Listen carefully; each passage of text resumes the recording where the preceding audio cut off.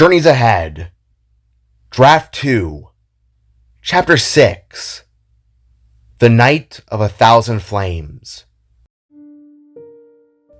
Written and narrated by T.S. ProArt. As the morning evolved into an afternoon setting, the once glistening and sun-filled fall sky had slowly turned into a massive sheet of never-ending gray, darkened-out clouds. The air had grown even colder than before. The city wind had picked up in speed, while it all had been accompanied by the scent of rain in the world above. The downpour hadn't begun just yet, but it was inevitable at some point. It all just depended upon when. Atop the roof of one of the more lonesome buildings near the dead half of the southern side, both Void and Jida sat, looking out over the lands and towards the neon-flashing northern sector from afar. The two kids were spaced a few feet apart, dangling their legs over the ledge of a short 3-story building. Void still hated heights, but small drops such as these were things he could handle. Within his metal-skinned hands, he continued to sip away at the fresh smoothie Sarv had whipped up for him, while Jida just quietly looked on ahead, seeming empty inside. "What's the matter, Jida? I didn't say anything wrong, did I?" Void asked, with his head slightly turtling into his blue hooded body, causing Jida to glance in his direction with confused eyes. What? No, of course not. I'm just... The orange-haired girl dragged before looking down at her guitar pick necklace and holding it within her palm. "My little harmony," she read, leaving a growing pit to arise deep inside of her gut. I guess I just wasn't mentally prepared to talk about this today, Jida said after the long pause that left Void staring with questioning eyes. "About what?" he inquired, wondering as to where this was going. For a moment, Jida just thought about what she would say, about what had been buried deep inside for a good while. It was an extremely touchy subject for her. However, Void gave her his story, so now it was only right to share hers. "Blue, the reason why I dragged you out like this today was, well, because I saw flashes of myself in you, remnants that took me back to a dark place of my own," Jida began, while continuing to look at the necklace jewel that glistened off the cloudy skies. "I understand your pain more than you probably realize, because I lost my family too." To this revelation, Void perked up with his blue eyes slightly shrinking. The photo, he recalled. The same guitar on the wall. The antidepressants. He knew somehow it had all been linked, but not to death. Everything that was on his brain seemed to then smash together, like some kind of Frankenstein realization, one that he hadn't been mentally prepared to hear. You lost yours too?" is all the spark could ask, as Jida just stared out over the city with a sigh. It happened during an event that went down in our history. The people of Earth, I should say. We came to call it the Night of 1,000 Flames. Jida began as she glanced from Void, then out over the city. 5 years ago, Aurora got word of a once-in-a-lifetime event, a meteor shower visible right above the city. Jida began as she turned her gaze up to the cloudy skies, looking to be falling back to a place from many, many years ago. You see, I love space. A lot. So, when I heard the news, I begged my parents to go and watch the event. Of course, they agreed, and we all went to the city center to witness what was supposed to be something amazing. The guitarist elaborated with a wide and memorable smile that slowly turned into a quivering frown. But when the shower arrived, it didn't go over our heads. No, the asteroids, they got locked in the Earth's orbit. And within moments, with her necklace in hand, Jida held it close to her heart before continuing on with her tale. It was hell on Earth, she bluntly stated, flashing back to the night. It was all blur. Running, screaming, fire. So much fire. Both sides of the city were greatly affected. Homes were reduced to cinders. Buildings burnt to ash. But the worst of it was the casualty count. Too many were taken from that freak event. And that included my parents and my siblings. Jida then revealed as she looked away from Void, who was staring with remorseful eyes. When they all came down, we tried to escape. But you can't escape something like that. One of the asteroids came down right over our heads, and my dad, my pa, he pushed me, threw me. I don't remember. But within the span of a few seconds, I was looking at my family, and then it was as if the sun itself had crashed to Earth. Jida quietly compared as she then hugged herself in strain. Upon doing so, the slightest hints of rain at last began to fall that steamed off her hair in small wisps. I awoke 3 days later in a hospital. I had survived, but the radiation from the asteroid caused a change to occur in both my hair and eyes, and what I would soon discover to be my biology itself. Jida went on as she proceeded to flare her hair and constellations to life upon her skin. The doctors dubbed my physical changes as solar scars. Me and many survivors around the city now have the same eyes and glowing hair, but that didn't matter to me at the time. Because my parents, my sister, my brother, they were gone.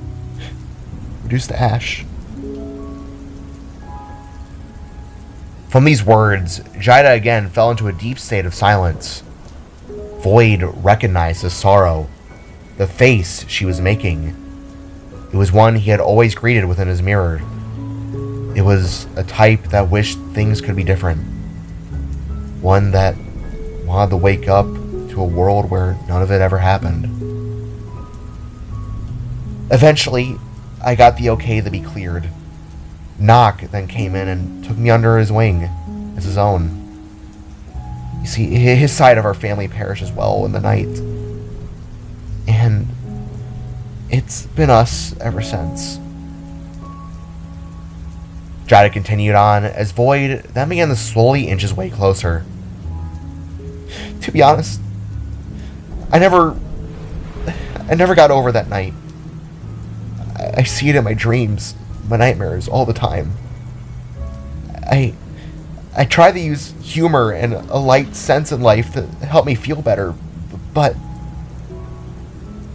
The guitarist confessed, as Void was now at her shoulder. You can't just shake away a loss like that. If I hadn't begged for them to take me, maybe they would still be alive. Maybe. As Jida said these sorrowful yet relatable words, she suddenly heard the sound of a click and flap at her side.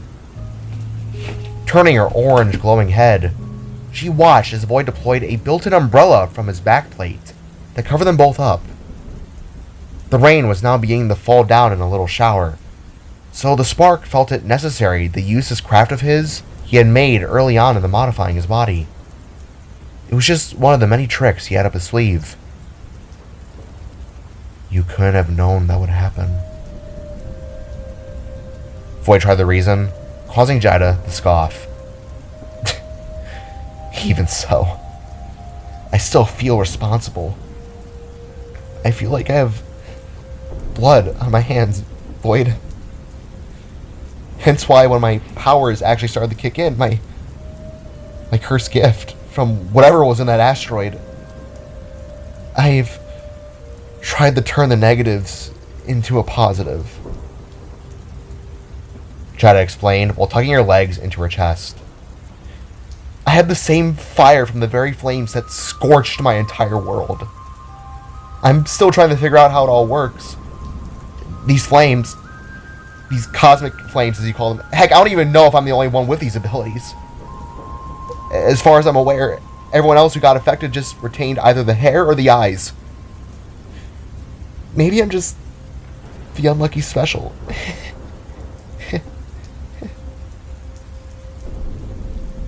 Silently, Void gently reached his right hand out and interlocked it with Jida's, who couldn't help but accept this act of comfort. Void related deeply to this pain. He never knew anyone else who had swam through these waves of sorrow, but he did. He knew all too well what his friend was feeling, what she was fighting on the inside. The pain of wondering why. Your dad seemed like a cool dude. Foggy, right? I saw the photo on your nightstand. Void asked, which caused Jida to crack a smile. Yeah. Pa. Pa was my world. He was amazing at his craft. Custom music, mixings of country and jazz. God, he was an inspiration. He's why I play guitar today. Jida said with a returning sense of faint glee, as she then turned her head to Void. You play the guitar? He asked this interesting revelation. I try. Oh, but my pa was like a machine to it. Every weekend, we'd do a family bus tour, traveling around town to watch him perform street shows. To everyone else, he was a roadside gag, a showstopper. But to me, Mom, my siblings, he was just a big teddy bear. Jida stated with a happy sense of the past as she held up her necklace. He made this for me when I was about 3 years old. He would always call me and my siblings his little harmonies. Corny, right? God, I miss him. The guitarist quietly stated with remorse before dropping the necklace to her chest while fully falling back into a sad state. I miss my mom the most. Void suddenly brought up as he opened his arm hatch and carefully pulled out the old teddy bear from within. I was always called a mama's boy by my father, brother, and friends, but I never minded. She was my world, and I was hers. We were inseparable. Void revealed to Jida as he then gently squeezed the teddy. I love you, Void.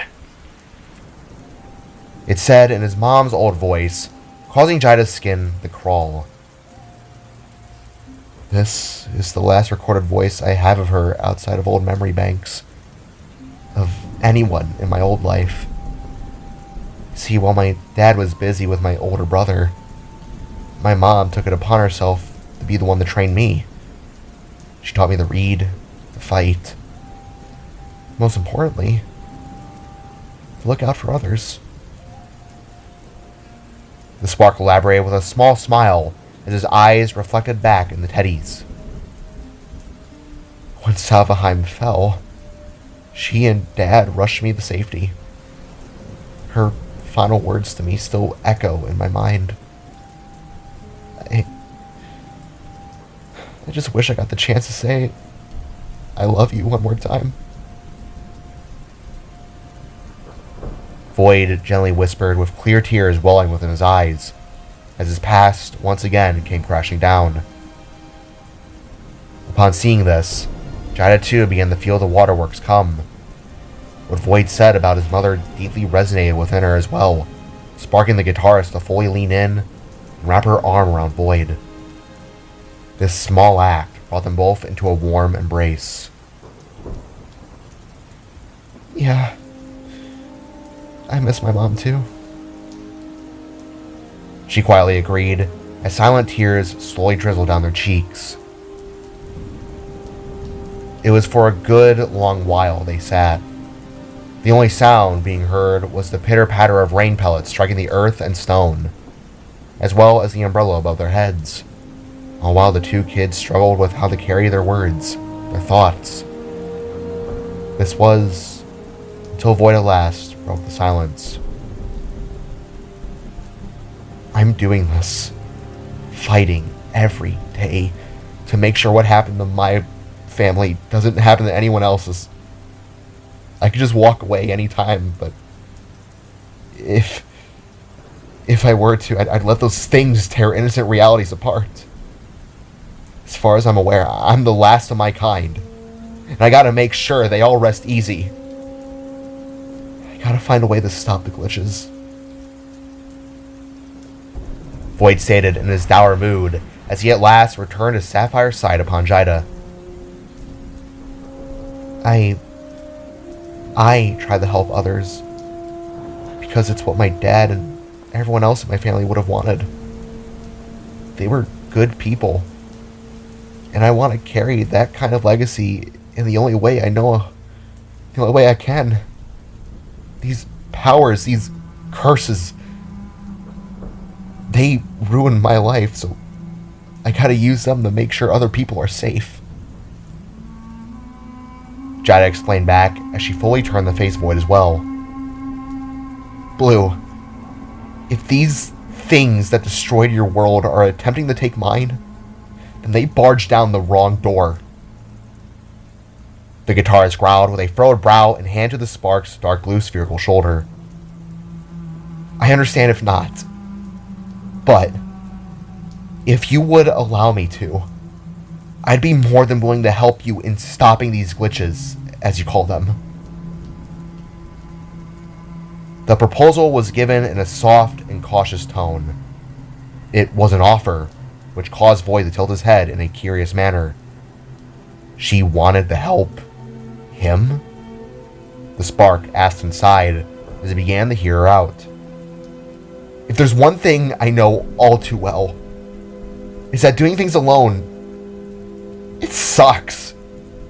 So to hear that you were doing all this by yourself, it boggles my mind.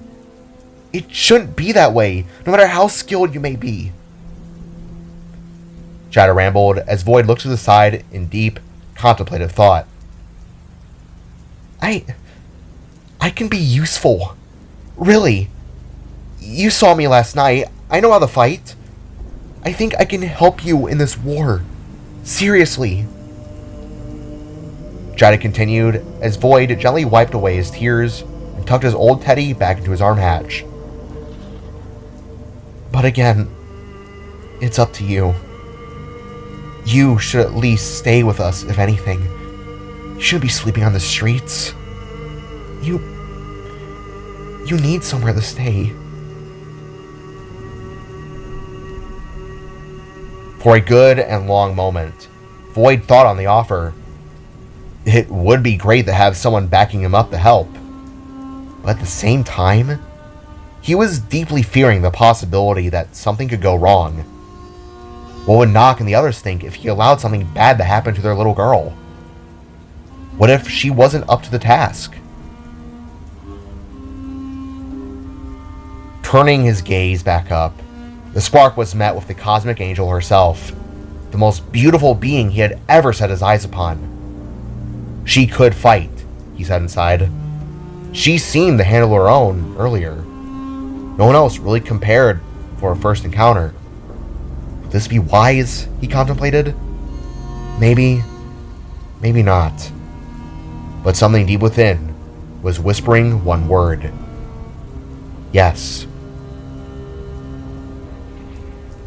I suppose it wouldn't hurt to have someone watching my back. But these things, Jida, they're dangerous. The polychromes were just surface level. Look, Void stuttered as he really thought about it. I'm willing to accept your offer only on the condition that you'll listen to me when it's most important. I'm grateful that you want to do this, but could you at least do that for me? Void asked, leaving the musician the smirk in her spot. Dude, totally. She replied with a hand outstretched for an agreeing shake. Friends? She asked. To this, Void smiled back, reached forwards as well, and shook on it. Yeah. Friends. Void answered, as a wave of both understanding and comfort washed over their souls. Cool. It's been a long time since I've had a friend that wasn't of Nox. The guitarist nervously stated as she looked to the side with bashful eyes, while even stroking her glowing long hair. It's been a long time since I've had a friend in general. I mean, there was this old lady that ran the apartment I lived at, but I'm fairly certain she was blind. Void replied, as his eyes darted to the side in an awkward-like manner. Wow. Hey, at least I'm here now. You won't regret this, I swear. Jida assured as she gently punched Void's shoulder. Bat! She exclaimed alongside it, cracking the spark with a smile. I like you. You're weird. Void countered with a grinning point, which got Jida to give a smug expression back. Oh, I'm weird, Mr. Dimension Hopper. I'm just kidding. I know I am. And I like you too. You're cool. Jida returned with a wink before asking, and those are horns on your head, right? And not like some strange egg formation. To this, Void suddenly gave an embarrassed expression and slightly hunched in his posture. Well... He stuttered before pulling his hoodie up and over his head to hide them.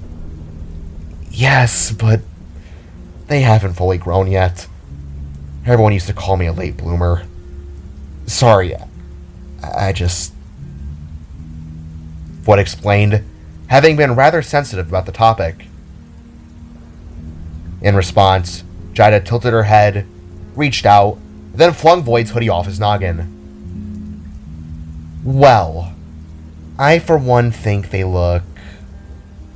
cute. She assured, while knocking her knuckles upon the largest ones on Void's skull. Boop, bap. In response, Void raised an eyebrow with an accompanied blush, being taken aback once again by Jida's absolute kindness. What is this? A compliment competition? Void inquired in a flustered attitude, getting Jida to giggle and kick her legs. I mean, I wouldn't be opposed. Carried the fire back, blue eyes.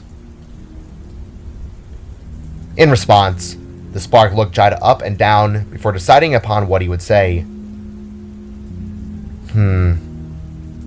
Well, if you think my horns are cute, then would it be wrong to say that you are cute? Void asked, causing Jida's face to flush with an orange blush and a surprised expression. Well, aren't you just a little charmer? To this, Void smiled again and got ready to compliment Jida some more. but was suddenly halted by a loud sound from afar. From down the road and in a nearby shop, there was a flash of multicolored lights. It was there for only a second before reverting back into a dour, rainy haze. In shock, the two kids stood up and eyed what had happened. "Whoa, what the?" Jada asked, as her and Void quickly glanced from each other and then back to the scene. That didn't seem good," the Spark muttered, as the two instantly knew they had to check out what had happened. Yeah.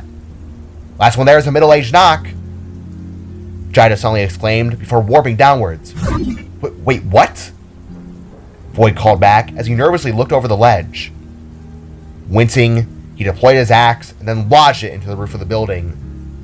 Closing his eyes, with it in hand, the Spark then began to extend his arm and use it as a rope to descend the side of the wall. "Guess I'm gonna be a middle-aged knock, whatever that means," he said aloud, whilst wondering what had happened down the block.